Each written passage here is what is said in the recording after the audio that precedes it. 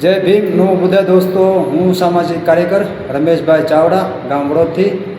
હમણે 2-3 દિવસથી નકરું યુટ્યુબ ને ઇન્સ્ટાગ્રામ ને વોટ્સએપમાં માયાભાઈ આહિર ચાલ્યા રાખે છે. તો માયાભાઈ એક સુરતમાં લાઈવ પ્રોગ્રામમાં એક બફાટ કરી છે, જે હાંસી ઉડાડી છે, ખાસ કરીને ગરીબ માણસોની. બરાબર, એટલે એને કોઈ અધિકાર નથી આ ગરીબ માણસોને હાંસી ઉડાડવાનો. અને એ એમ કહે છે કે ગરીબ માણસો જે રહ્યા ને રેશનિંગનું જે ઘઉં ચોખા જે ખાય છે ને એ જ આ વિડીયો ઉતારે છે, અને જ્યાં જોઈને સરકારી કચેરીઓમાં અને પોલીસ સ્ટેશનોમાં અને આવા વિડીયો ઉતારી અને બધાને બ્લેકમેલ કરે છે. એમ કે તો મારે કહેવાનું એટલું કે માયાભાઈ, સવારથી કે સાંજ સુધી સવારમાં ઉઠી જે ટૂથપેસ્ટ આપણે કરીએ છીએ ને, ટૂથપેસ્ટ ત્યાંથી માંડી અને આપણે સવારમાં નાસ્તો કરીએ છીએ. બરાબર, એમાં બધામાં આપણે ટેક્સ ભરીએ છીએ.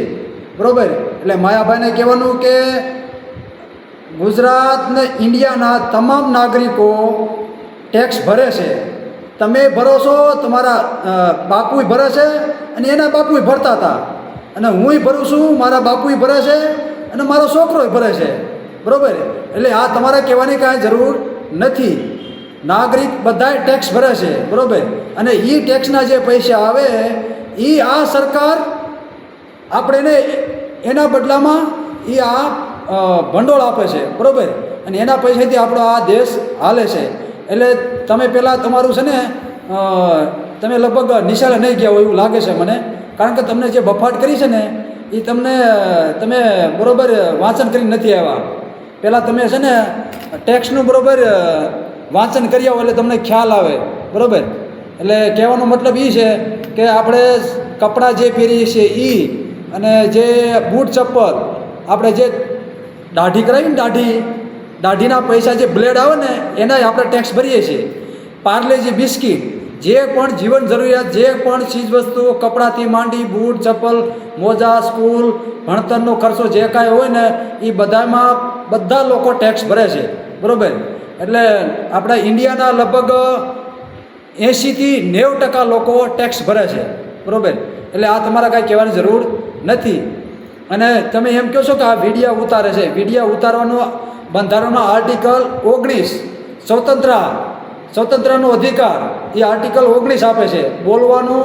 અને ગમે તે સરકારી કચેરી હોય, જ્યાં પણ ખોટું થતું હોય ત્યાં તમે ગમે તે ઉતારી શકો છો. ભાઈ માયાભાઈ, આ તમારા કોઈને કહેવાનો અધિકાર નથી, અને તમારા આ ખોટી બફાટ કરવાનો અધિકાર નથી.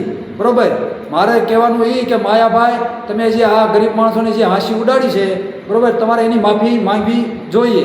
બરાબર, એટલે કહેવાનું મતલબ એ કે ભાઈ આને તમને જે કાંઈ આ મોટા કર્યા છે ને, આ નાના માણસોએ તમને મોટા કર્યા છે, એટલે તમારો પાવર આવી ગયો છે. કારણ કે તમારે જે પૈસા રહ્યા ને, પૈસા એ તમારે બોલે છે. ભાઈ, તમારે જે કાંઈ પક્ષમાં જતા હો, બરાબર, એ તમારો અંગત મામલો છે, એમાં અમે તમને કાંઈ રોકટોક કરી શકી નહીં.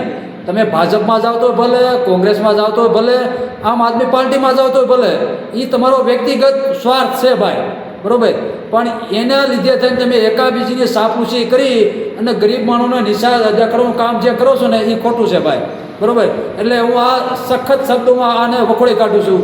તમારાથી આવું બોલાય નહીં, અને તમારે તાત્કાલિક માફી માંગવી જોઈએ આ ગરીબ માણસોની. બરાબર, બસ એટલું જ મારું કહેવાનું. જય ભીમ નમો બુદ્ધાય.